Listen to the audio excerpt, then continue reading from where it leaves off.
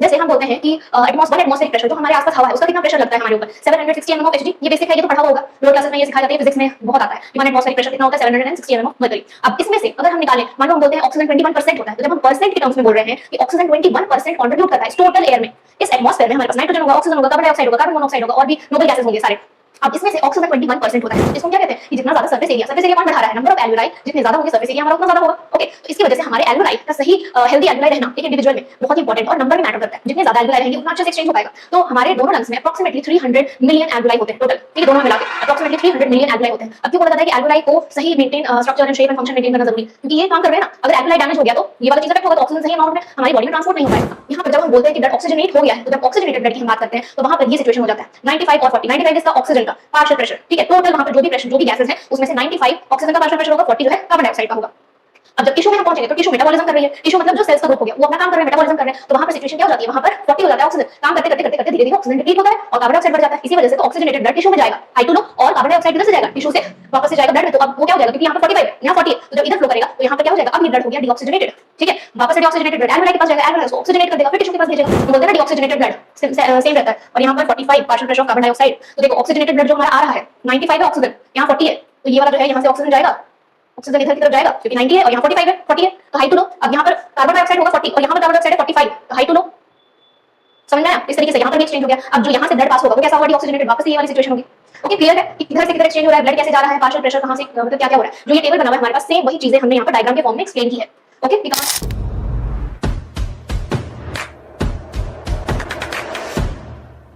Hi everyone, welcome to the marker. मेरा नाम है रितिका रानी और मैं हूँ आपकी बायोलॉजी एजुकेटर। तो आज हम टॉपिक कवर करेंगे that is exchange of gases. ये किस में आता है, breathing and exchange of gases वाला चैप्टर जो है हमारे पास क्लास 11th का, उसका ये एक टॉपिक है। ओके, पिछले क्लास में हमने कवर किया था pulmonary volumes and capacities, respiratory volume and capacities. अब इसके आगे है एक्सचेंज ऑफ गैसेस। तो एक्सचेंज ऑफ गैसेस पढ़ने के पहले हमको थोड़ा सा एल्वुलाई के बारे में जानना जरूरी है। तो हम सबसे पहले स्टार्ट करते हैं एल्वुलाई से, ठीक है। एल्वुलाई में क्या क्या मतलब सेल्स कौन क्या क्या चीजें इंपॉर्टेंट है और एल्वुलाई क्यों जरूरी है, और एक्सचेंज जो होता है वो एल्वुलाई लेवल पर सबसे पहले गैस का एक्सचेंज होता है, कार्बन डाइऑक्साइड और ऑक्सीजन का। तो वो क्यों होता है, कैसे होता है, क्या क्या चीजें जरूरी है वो हम देखेंगे। तो सबसे पहले हम आ जाते हैं एल्वुलाई के स्ट्रक्चर पर। देखो हमने क्या बोला था, एल्वुलाई क्या होता है, एल्वुलाई एक वस्कुलराइज्ड बैग है। एनसीईआरटी ने एल्वुलाई को लिखा है वस्कुलराइज्ड बैग। वस्कुलराइज्ड मतलब कि जिसके आसपास ब्लड वेसल का पूरा नेटवर्क हो। तो हमारे एल्वुलाई के आसपास पूरे इस तरीके से ब्लड कैपिलरीज पूरे में होते हैं। ओके, तो हम ऐसे ड्रॉ नहीं करेंगे, हम अपने सिंप्लीफिकेशन के लिए, हम पढ़ने के लिए, समझने के लिए यहाँ पर एक ब्लड कैपिलरी ड्रॉ करेंगे। बाकी होते इसके पूरे चारों ओर ब्लड कैपिलरीज का पूरा, हर एक एल्वुलाई के चारों ओर ब्लड कैपिलरीज का एक पूरा नेटवर्क होता है। अब यहाँ पर हम क्या करते हैं, एक ड्रॉ करते हैं हम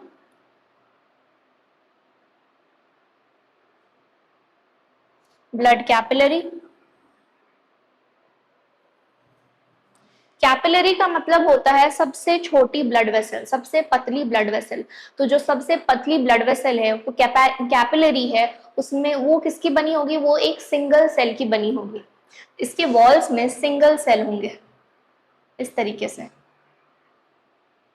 ओके, जिसको हम कहते हैं एंडोथीलियम। कैपिलरीज के सेल्स, इसके वॉल्स इस तरीके से बने होंगे सिंगल सेल के।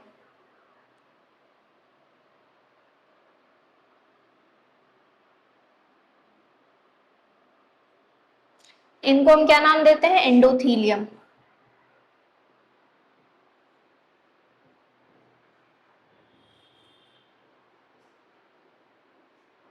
ओके, अब एल्वुलाई है, एल्वुलाई भी सिंगल सेल का बना होता है। एल्वुलाई के वॉल्स जो होते हैं वो भी सिंगल सेल के बने होते हैं। ये कौन से सेल के बने होते हैं, एल्वुलाई के वॉल्स जो होते हैं ये भी सिंगल सेल के बने होते हैं। ये होते हैं simple squamous epithelium. Simple squamous epithelium में क्या होता है, एक लेयर होती है स्क्वायमस एपिथेलियम सेल के, जो स्क्वायर शेप के सेल्स होते हैं, चपटे सेल्स, एक लेयर का होता है। तो इनको हम क्या कहते हैं, इनको हम कहते हैं सिंपल स्क्वायमस एपिथेलियम।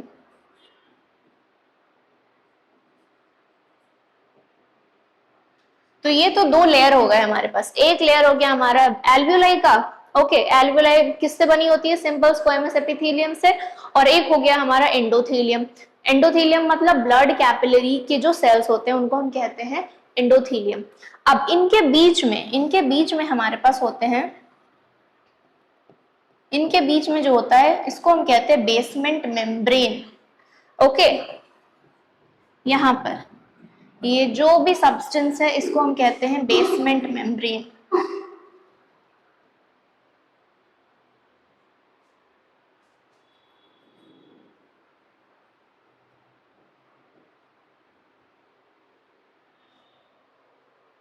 अब देखो हमारे पास यहाँ पर तीन लेयर हमें मिल गई, एक सिंपल स्क्वायमस एपिथेलियम, एक बीच में बेसमेंट मेम्ब्रेन, एक एंडोथेलियम।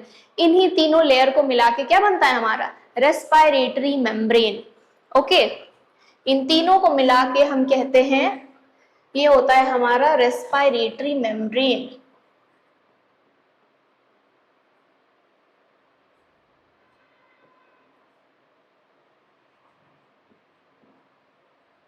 और ये रेस्पिरेटरी मेम्ब्रेन जो होते हैं उसकी थिकनेस लेस देन 1 मिलीमीटर होता है। सोचो कितनी पतली लेयर होती है, 1 मिलीमीटर से भी कम पतली है। तीन लेयर्स है पर 1 मिलीमीटर से भी कम है। अब इनका 1 मिलीमीटर से कम होना क्यों जरूरी है? ऐसा क्यों है कि इतनी पतली ही होना चाहिए? क्योंकि अल्टीमेटली हमारा जो एक्सचेंज ऑफ गैसेस है सबसे पहले यहीं पर होता है। यहाँ पर हमारे पास एल्वियोलाई में क्या आ रहे हैं? ऑक्सीजन आ रहा है एल्वियोलाई में, ऑक्सीजन आ रहा है। अब ये वाले जो ब्लड अभी फ्लो कर रहे हैं एल्वियोलाई के पास, इधर से जो आ रहे हैं ये कौन से होंगे? Deoxygenated blood. डीऑक्सीजनेटेड ब्लड में कार्बन डाइऑक्साइड सबसे ज्यादा होगा, तो कार्बन डाइऑक्साइड यहाँ पर ज्यादा हो रहा है। तो ऑक्सीजन जो है हाई टू लो जाएगा, ऑक्सीजन जहां ज्यादा है वहां से कम की तरफ जाएगा। तो कम यहाँ पर है ऑक्सीजन, यहाँ ज्यादा है, तो ऑक्सीजन किधर से किधर फ्लो करेगा? ऑक्सीजन इधर से इधर फ्लो करेगा। और कार्बन डाइऑक्साइड यहाँ ज्यादा है यहाँ पर कम है, तो कार्बन डाइऑक्साइड इधर से इधर फ्लो करेगा। हो गया एक्सचेंज ऑफ गैसेस, इसी को तो हम कहते हैं एक्सचेंज ऑफ गैस। यहाँ पर ब्लड किसके किसके बीच में हो रहा है? एल्वियोलाई और ब्लड कैपिलरी के बीच में यहाँ पर हो रहा है हमारा exchange of gases, carbon dioxide और ऑक्सीजन का। तो हमारा जो एक्सचेंज ऑफ गैस हो रहा है सबसे पहले यहीं पर होता है। उसके लिए हमें क्या जरूरी है? रेस्पिरेटरी मेम्ब्रेन जो होता है बहुत ही पतली होनी चाहिए। और क्या क्या जरूरी चीजें हैं? एक तो रेस्पिरेटरी मेम्ब्रेन पतली होनी चाहिए, और कुछ चीजें इंपॉर्टेंट है रेस्पिरेट एक्सचेंज ऑफ गैसेस के लिए। उसमें से आता है हमारे गैसेस की सॉल्युबिलिटी बहुत मैटर करती है, कि ऑक्सीजन या कार्बन डाइऑक्साइड कितना सॉल्युबल है ना, कितना सॉल्युबल है। प्लस और चीजें क्या मैटर करती है? पार्शियल प्रेशर इनका कितना है, अभी हम पढ़ेंगे पार्शियल प्रेशर क्या होता है। ओके, ये सब चीजें बहुत ही इंपॉर्टेंट है। प्लस एक और चीज जरूरी है कि सरफेस एरिया हमारा इस एक्सचेंज के लिए मैक्सिमम सरफेस एरिया चाहिए हमको, क्योंकि जितना ज्यादा सरफेस एरिया होगा, जितने ज्यादा एल्वियोलाई होंगे उतने ज्यादा उनके आसपास ब्लड वेसल्स होंगे, जितने ज्यादा ब्लड वेसल्स होंगे उतना जल्दी जल्दी एक्सचेंज हो सकता है। तो इसको हम क्या कहते हैं कि जितना ज्यादा सरफेस एरिया कौन बढ़ा रहा है? नंबर ऑफ एल्वियोलाई जितने ज्यादा होंगे सरफेस एरिया हमारा उतना ज्यादा होगा। ओके, तो इसकी वजह से हमारे एल्वियोलाई का सही हेल्दी एल्वियोलाई रहना एक इंडिविजुअल में बहुत ही इंपॉर्टेंट है, और नंबर भी मैटर करता है। जितने ज्यादा एल्वियोलाई रहेंगे उतना अच्छे से एक्सचेंज हो पाएगा।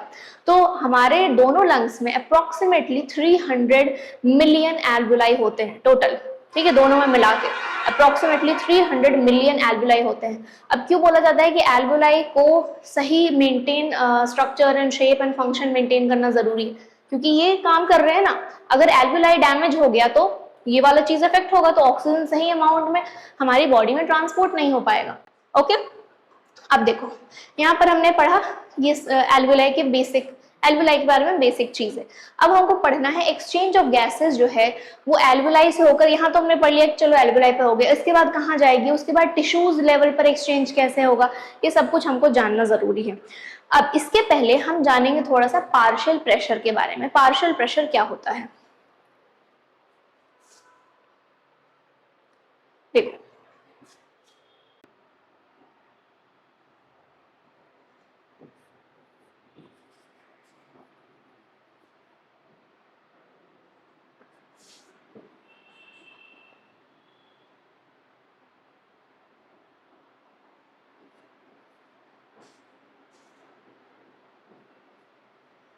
Partial pressure of gases. Partial pressure of gases वो प्रेशर होता है जो कि एक इंडिविजुअल गैस कंट्रीब्यूट करता है टोटल प्रेशर में। जैसे हम बोलते हैं कि वन एटमॉस्फेरिक प्रेशर, जो हमारे आसपास हवा है उसका कितना प्रेशर लगता है हमारे ऊपर, 760 mm ऑफ Hg। ये बेसिक है, ये तो पढ़ा हुआ होगा, लोअर क्लासेस में ये सिखाया जाता है, ये फिजिक्स में बहुत आता है कि वन एटमॉस्फेरिक प्रेशर कितना होता है, 760 mm ऑफ मरकरी। अब इसमें से अगर हम निकाले, मान लो हम बोलते हैं ऑक्सीजन 21% होता है, तो जब हम परसेंट के टर्म्स में बोल रहे हैं कि ऑक्सीजन 21% कॉन्ट्रीब्यूट करता है इस टोटल एयर में, इस एटमॉस्फेयर में हमारे पास नाइट्रोजन होगा, ऑक्सीजन होगा, कार्बन डाइऑक्साइड होगा, कार्बन मोनोऑक्साइड होगा, और भी नोबल गैसेस होंगे सारे। अब इसमें से ऑक्सीजन 21% होता है।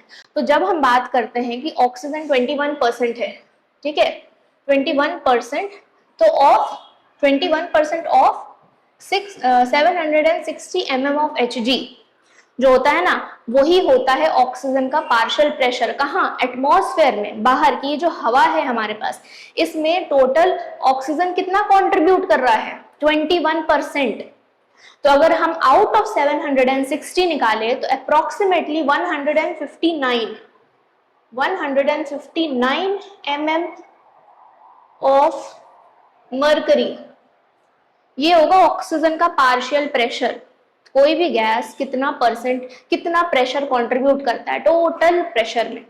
जैसे यहाँ पर हम अगर ये पूरा मान ले, इसमें से ऑक्सीजन इतना परसेंट कंट्रीब्यूट कर रहा है, ये ऑक्सीजन का कंट्रीब्यूशन है टोटल गैस में। उसी को हम जब परसेंट के टर्म्स में नहीं बोलते हैं, हम प्रेशर के टर्म में बोलेंगे तो बोलेंगे पार्शियल प्रेशर ऑफ ऑक्सीजन, ठीक है। Similarly partial pressure of carbon dioxide होगा कि कितना टोटल जो एयर है उसमें से कितना परसेंट कार्बन डाइऑक्साइड कंट्रीब्यूट कर रहा है उस टोटल प्रेशर में। समझ आ गया पार्शियल प्रेशर का बेसिक मीनिंग। अब हमको पढ़ना है कि हमारे लंग्स में, हमारे एल्वेलाई में, एटमॉस्फेयर में, टिश्यूज में, डीऑक्सीजनेटेड और ऑक्सीजनेटेड ब्लड में इनका कितना पार्शियल प्रेशर होता है। तो हम ये क्यों पढ़ेंगे? क्योंकि ऑक्सीजन जो है या कार्बन डाइऑक्साइड है कभी भी अपने हाई प्रेशर से लो प्रेशर की तरफ ही फ्लो करेगा, high partial pressure to low partial pressure, ये चीज तो फिक्स्ड है। ओके, तो एक टेबल दिया हुआ है हमारे पास, देखो इस टेबल में हमें यहाँ पर रेस्पिरेटरी गैसेस है, ऑक्सीजन जो हम इनहेल करते हैं, कार्बन डाइऑक्साइड जो हम एक्सहेल करते हैं। ओके, अब यहाँ पर एटमॉस्फेरिक प्रेशर में मैंने बोला 21% टोटल प्रेशर का था, तो 21% ऑफ 760 mm ऑफ Hg कितना निकला था? 159। तो 159 mm ऑफ Hg है एटमॉस्फेयर में ऑक्सीजन का partial pressure. Similarly carbon dioxide का जो पार्शियल प्रेशर होता है वो होता है 0.3 mm ऑफ मरकरी एटमॉस्फेयर में, बाहर की हवा में, ठीक है। अभी तक हमारे लंग्स में नहीं आया। अब जब हमारे लंग्स में आते हैं तो ये 104 ऑक्सीजन होता है और 40 होता है कार्बन डाइऑक्साइड का। लंग्स में कहाँ की हम बात कर रहे हैं? एल्वियोलाई में बात कर रहे हैं, ठीक है। अब एल्वियोलाई में क्या आया? हमारे पास डीऑक्सीजनेटेड ब्लड आया है, उसी को तो हमको ऑक्सीजनेट करना है ना। ऑक्सीजनेटेड ब्लड को हम और क्या ऑक्सीजनेट करेंगे? डीऑक्सीजनेटेड आ रहा है जो हमारे टिश्यू से आ रहा है, उसको हम क्या करते हैं? ऑक्सीजनेट। तो अब देखो डीऑक्सीजनेटेड ब्लड में जो आ रहा है हमारे एल्वियोलाई के पास, यहाँ पर जो आ रहा था ये वाला ब्लड, ये वाला जो आ रहा था ये कौन सा था? डीऑक्सीजनेटेड, जिसमें कार्बन डाइऑक्साइड बहुत ज्यादा था और ऑक्सीजन बहुत कम था। तो इधर से जो ब्लड आ रहा है, अगर ब्लड का फ्लो हम इधर तरफ माने तो इस साइड वाला जो भी हमारा ब्लड है डीऑक्सीजनेटेड है, अभी ये ऑक्सीजनेटेड होके इधर से जाएगा। समझ में आया? तो एल्वियोलाई से डीऑक्सीजनेटेड ब्लड की तरफ कौन ज्यादा जाएगा? देखो ऑक्सीजन का पार्शियल प्रेशर इधर हाई है, इधर लो है, तो हाई टू लो जाएगा। कार्बन डाइऑक्साइड इधर हाई है, इधर लो है, तो इधर गया, कार्बन डाइऑक्साइड एल्वियोलाई में गया, राइट। अब यहाँ पर जब हम बोलते हैं कि ब्लड ऑक्सीजनेट हो गया है, तो जब ऑक्सीजनेटेड ब्लड की हम बात करते हैं तो वहां पर ये सिचुएशन हो जाता है 95 और 40। 95 इसका ऑक्सीजन का पार्शियल प्रेशर, ठीक है। टोटल वहां पर जो भी प्रेशर, जो भी गैसेस हैं उसमें से 95 ऑक्सीजन का पार्शियल प्रेशर होगा, 40 जो है कार्बन डाइऑक्साइड का होगा।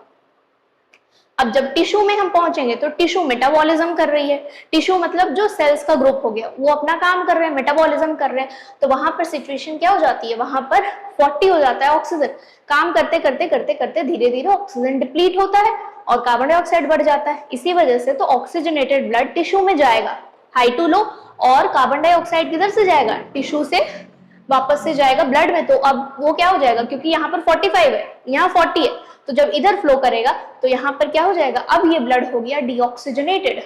ठीक है, वापस से डीऑक्सीजनेटेड ब्लड एल्वेलाई के पास जाएगा, एल्वेलाई उसको ऑक्सीजनेट कर देगा, फिर टिश्यू के पास भेजेगा। तो इसको हम एक डायग्राम से समझते हैं। देखो ये एक बेसिक स्ट्रक्चर, बेसिक डायग्राम बना हुआ है, ऐसा ही सेम डायग्राम आपके एनसीईआरटी में बना हुआ है। यहाँ पर क्या है हमारे पास, एल्वेलाई। एल्वेलाई में हमने क्या पढ़ा था, पार्शियल प्रेशर ऑफ ऑक्सीजन कितना था, 95, एक मिनट, 104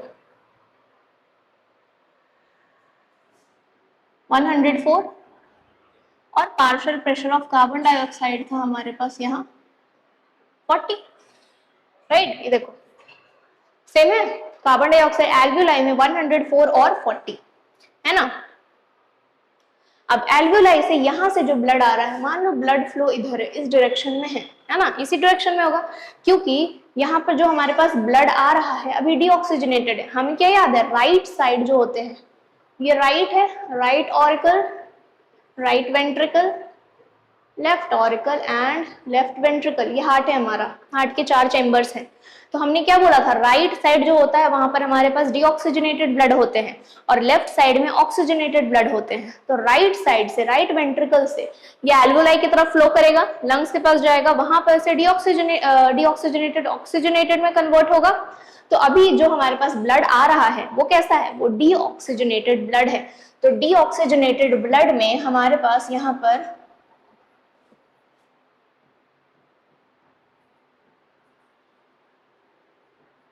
डीऑक्सीजनेटेड ब्लड में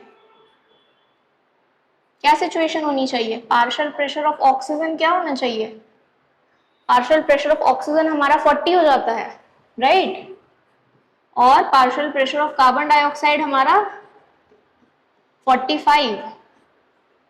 ये वाला सिचुएशन, यहां से अभी ये वाले ब्लड फ्लो कर रहे हैं, अब high pressure to low pressure आएगा, तो हाई किसका है, यहाँ पर ऑक्सीजन का है, तो ऑक्सीजन ब्लड में आएगा, ऑक्सीजन इधर आएगा और कार्बन डाइऑक्साइड इधर जाएगा, ये ऑक्सीजन ये कार्बन डाइऑक्साइड। अब जब ये सिचुएशन हो गई तो अब हमारा ब्लड जो इधर से फ्लो करेगा, जो लेफ्ट की तरफ जा रहा है, लेफ्ट एट्रियम की तरफ जा रहा है, वो कैसा हो गया है, वो अब हो गया है ऑक्सीजनेटेड। तो जब हम ऑक्सीजनेटेड ब्लड की बात करते हैं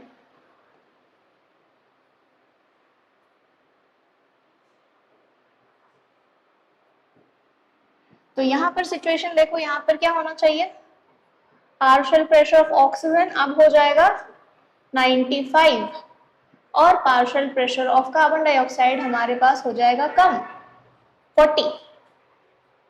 यही होना चाहिए ऑक्सीजनेटेड ब्लड में। ओके, अब ये वाला ऑक्सीजनेटेड ब्लड लेफ्ट वेंट्रिकल में पहले तो जाएगा, लेफ्ट वेंट्रिकल से कहाँ जाएगा, टिश्यू, ऐसे ब्लड का फ्लो होगा, ये फ्लो हो रहा है तो अब टिश्यूज में जाएगा, टिश्यू हमारे सेल्स, क्योंकि ब्लड को तो हमको सेल्स तक ही पहुंचाना है ना, वही तो सारा काम करेंगे, रेस्पिरेशन वही तो करेंगे ऑक्सीजन यूज करके। ओके, तो हमारे टिश्यूज में अब ये वाला जाएगा ऑक्सीजनेटेड ब्लड। अब टिश्यू के पास यहाँ क्या कंडीशन है, पहले से क्योंकि एक्सचेंज होना है तो एक्सचेंज होना होगा तो हाई टू लो ही एक्सचेंज होगा, तो हमें पहले टिश्यू का कंडीशन जानना है। तो टिश्यू लेवल पर पार्शियल प्रेशर ऑफ ऑक्सीजन कितना हो जाता है हमारे पास, 40, जो हम बोलते हैं ना डीऑक्सीजनेटेड ब्लड सेम रहता है, और यहाँ पर 45 partial pressure of carbon dioxide. तो देखो ऑक्सीजनेटेड ब्लड जो हमारा आ रहा है 95 है ऑक्सीजन, यहाँ 40 है, तो ये वाला जो है यहाँ से ऑक्सीजन जाएगा, ऑक्सीजन इधर की तरफ जाएगा क्योंकि 90 है और यहाँ 45 है, 40 है, तो हाई टू लो। अब यहाँ पर कार्बन डाइऑक्साइड होगा 40 और यहाँ पर कार्बन डाइऑक्साइड है 45, तो हाई टू लो। समझ में आया, इस तरीके से यहाँ पर भी एक्सचेंज हो गया। अब जो यहाँ से ब्लड पास होगा वो कैसा होगा, डीऑक्सीजनेटेड, वापस से ये वाली सिचुएशन होगी। ओके, क्लियर है। कि किधर से किधर एक्सचेंज हो रहा है, ब्लड कैसे जा रहा है, पार्शियल प्रेशर कहाँ से मतलब क्या क्या हो रहा है। जो ये टेबल बना हुआ है हमारे पास, सेम वही चीजें हमने यहाँ पर डायग्राम के फॉर्म में एक्सप्लेन की है। ओके, कि कहाँ से कहाँ ब्लड जा रहा है, एल्वुलाई में क्या सिचुएशन है, एल्वुलाई से ऑक्सीजनेट होगा ब्लड, उसके बाद ब्लड को हमको भेजना तो है सेल्स और टिश्यूज के पास। सेल्स टिश्यूज जो है वो अपना काम करेंगे। यहाँ इस लेवल पर जो भी काम होता है उसको हम क्या कहते हैं, सेल्यूलर रेस्पिरेशन, है ना, जो हम प्लांट वाले सेक्शन में पढ़ते हैं, रेस्पिरेशन इन प्लांट जो हम पढ़ते हैं ना, वो बेसिकली सेल्यूलर रेस्पिरेशन होता है। सेम हमारे सेल्स में भी होगा, हमारे बॉडी के सेल्स में। तो यहाँ पर रेस्पिरेशन करेंगे टिश्यूज। ओके, अब इसके बाद ये अपना जो भी कार्बन डाइऑक्साइड और ऑक्सीजन वाला होगा, ये डीऑक्सीजनेटेड ब्लड वापस से फिर से ऑक्सीजनेट होगा। तो ये साइकिल चलती रहती है। ओके, तो देखो हमने बोला क्या क्या चीजें चाहिए एक्सचेंज ऑफ गैसेस के लिए। सॉल्युबिलिटी होना चाहिए, दोनों ही सॉल्युबल है, कार्बन डाइऑक्साइड और ऑक्सीजन। हमें क्या चाहिए, रेस्पिरेटरी मेम्ब्रेन जो होना चाहिए वो बहुत ही थिन होना चाहिए। हमने कर दिया भाई, 3 लेयर है बट स्टिल 1 mm से कम थिकनेस है। हमें और क्या बोला, हमने बोला कि हमें पार्शियल प्रेशर इंपॉर्टेंट है, high partial pressure to low partial pressure जाएगा। हमने देख लिया कैसे कैसे होगा। चौथा हमने बोला सरफेस एरिया बढ़ा होना चाहिए। सरफेस एरिया कौन बढ़ाएगा, एल्वुलाई। तो एल्वुलाई जितने ज्यादा हेल्दी होंगे, हमारे में 300 मिलियन एल्वुलाई दोनों लंग्स में, जितने ज्यादा एल्वुलाई हेल्दी फंक्शन करेंगे उतना ज्यादा हमारे एक्सचेंज ऑफ गैसेस बहुत आसान से होगा, अच्छे से होगा। ठीक है, सेल्स को हमारे ऑक्सीजन उतना ज्यादा मिलेगा, अच्छे से काम कर पाएगी बॉडी। ओके, तो ये पूरी कहानी है एक्सचेंज ऑफ गैसेस की। इसके बाद आता है ट्रांसपोर्ट ऑफ गैसेस, जो हम अगले लेक्चर में कवर करने वाले हैं। ठीक है, थैंक यू वेरी मच।